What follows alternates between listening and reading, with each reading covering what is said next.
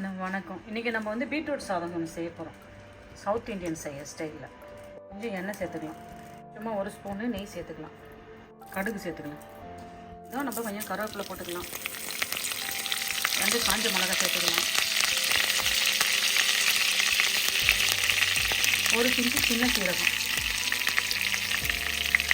ஒரு பிஞ்சு கொஞ்சம் சோம்பு சேர்த்துக்கலாம். ஒரு ஸ்பூன் கடலைப்பயிறு, ஒரு உளுத்தம்பயிறு, கொஞ்சம் முந்திரி பயிறு நம்ம இதில் சேர்த்துக்கலாம்.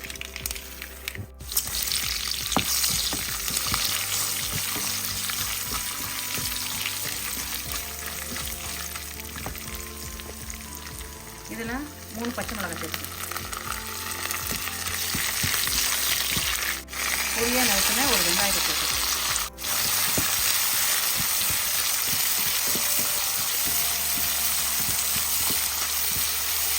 பொடியாக நறுக்கினா ஒரு தக்காளி பழம் சேர்த்துக்கலாம். 2 தக்காளி பழம், நல்லா பழுத்த பழம்னா 2 தக்காளி பழம் நல்லா அரைக்கணும். ஒரு 2-3 பேருக்கு சாப்பாடு வரும். தக்காளி வெங்காயத்தை நல்லா அப்படியே வரைக்கும் சேர்த்து வரைக்கும் சீக்கிரம் வரைஞ்சிடும்.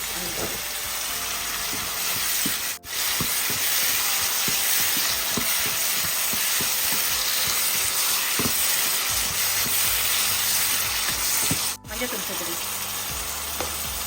கொஞ்சம் காஞ்ச மிளகாய் தூள் சேர்த்துக்கலாம். கொஞ்சம் பெருங்காயத்தூள் சேர்க்கணும் வாசனைக்காக.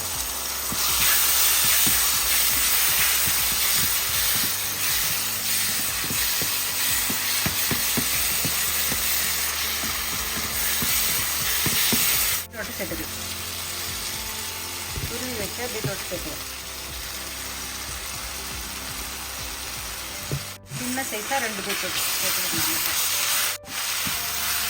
தண்ணியெல்லாம் சேர்க்க தேவையில்லை. அப்படியே வரதுனாலுமே இது போதும். இதிலே தண்ணி விடும். ஏன்னா நம்ம வந்து துருவி சேர்த்துக்கிறோம்ல பீட்ரூட்டை. துருவி சேர்த்து அதிலே கொஞ்சம் தண்ணி இருக்கும். நம்ம தண்ணி எல்லாம் ஆட் பண்ணணும்னு அவசியம் கிடையாது. உப்பு பார்த்துட்டு உப்பு சரி பார்த்தீங்க, உங்களுக்கு காரத்தை பார்த்தீங்க, உப்பு சரி பார்த்தீங்க, அவ்வளோதான். விருப்பம் இருந்தால் கொஞ்சம் லேசாக தண்ணி அப்படியே சும்மா தண்ணி தெளிச்சிக்கிங்க. தண்ணியெல்லாம் ஊற்றிட்டு வேக வைக்க தேவையில்லை. ஏன்னா நம்ம பீட்ரூட் வந்து துருவி போட்டுக்கிறோம்ல.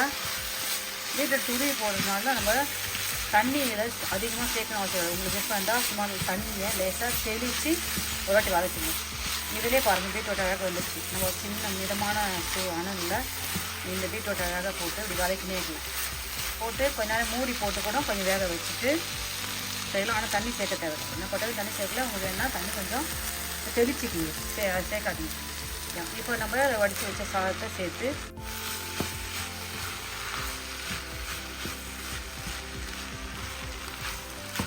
நல்லா சத்தான